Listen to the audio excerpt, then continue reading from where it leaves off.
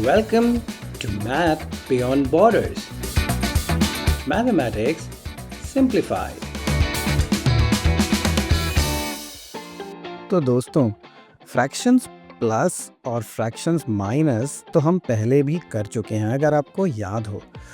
तब हमने क्या किया था, अगर आपको याद हो, मैंने प्लस और माइनस के केस में आपको एमबीबी मेथड भी दिखाया था, जो कि शॉर्टकट था, और फिर हम उसे सिंप्लीफाई कर रहे थे।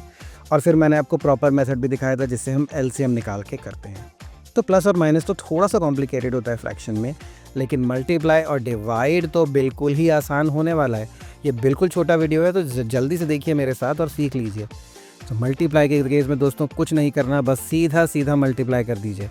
अगर आप सिंप्लीफाई कर सकते हैं तो ग्रेट, नहीं तो फाइनल स्टेप पे करेंगे। आइए साथ में करते हैं। 2 गुणा 5 हुआ 10 और 7 गुणा 6 हुआ 42। अब देखिए, मेरे को पता है, मैं ये दोनों नंबर देख के अंदाज़ा लगा सकता हूँ कि ये दोनों 2 से तो डिवाइड हो ही जाएंगे, है ना। तो चलिए इसको 2 से डिवाइड करते हैं। तो 2 से जब मैंने डिवाइड करना शुरू किया तो 10 तो बन जाएगा। कितना बनेगा 10 दोस्तों? 5। ठीक है, और 42 कितना बन जाएगा? 21। तो यानी मेरा आंसर हुआ 5/21, है ना। तो देखिए, मैं दोबारा बता रहा हूँ, मल्टीप्लाई को इसमें दोस्तों कुछ नहीं, बस सीधा सीधा उसको मल्टीप्लाई कर दीजिए सीधे सीधे नंबर्स के साथ। ठीक है, मैं आपको और एक केस दिखाता हूँ, लेकिन चलिए पहले डिवाइड को करने की कोशिश करते हैं। और डिवाइड भी बिल्कुल आसान होने वाला है, क्योंकि इसमें सिर्फ एक एक्स्ट्रा स्टेप है। और वो एक्स्ट्रा स्टेप क्या है, ध्यान दीजिएगा। बहुत ही आसान है दोस्तों, कुछ भी नहीं करना। अगर मुझे कभी भी ऐसा मिलता है 2/7 डिवाइडेड बाय 1/14, तो मैं करूँगा 2/7। मैं क्या करूँगा, इस 1/14 को ऊपर का नीचे कर दूंगा और नीचे का ऊपर कर दूंगा। तो अब ये मेरे पास, यहाँ लिखूंगा मैं 14/1 और बीच के साइन को कर दूंगा मल्टीप्लाई, और फिर सीधा ऑपरेशन जैसा मुझे करना था। 2 गुणा 14 हुआ 28, 7 गुणा 1 हुआ 7, और 28 को अगर आप 7 से डिवाइड करेंगे दोस्तों, तो आपका आंसर आना चाहिए 4, या 4/1 भी लिख सकते हैं। 4, खाली 4 भी ठीक है।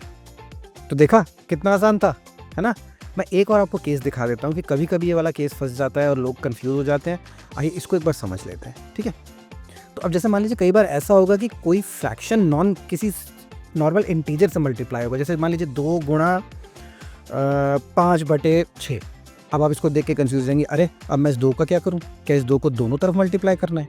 तो नहीं दोस्तों, जब किसी भी नंबर के नीचे कोई नंबर नहीं दिया गया हो, तो आप अज्यूम कर सकते हैं कि वहाँ पर 1 है, तो उसको लिख लेते हैं ऐसे। ठीक है, अब आप इसको या तो सिंप्लीफाई इसी स्टेप पे कर दीजिए, या अगले स्टेप पे सिंप्लीफाई करिए, ये आपकी मर्जी है। मैं अभी यहाँ के लिए 1 हटा रहा हूँ ताकि आपको प्रैक्टिस हो जाए।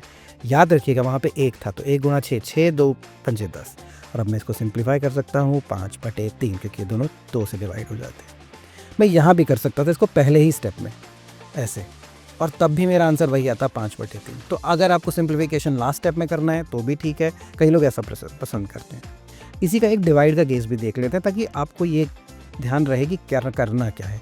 अब मान लीजिए 5/6 था डिवाइडेड बाय 2, तो अब 2 के नीचे तो कुछ नहीं है ना।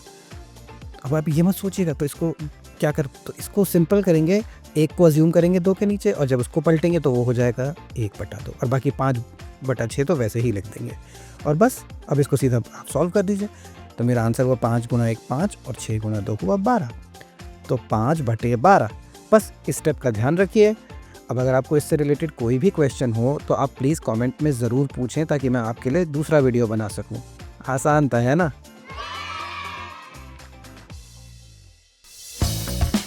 Thank you for learning with us. Please share the video with those who you think may need it. Also, if you want to request a topic, put that in the comments section. So until the next video, keep learning, keep questioning. Bye.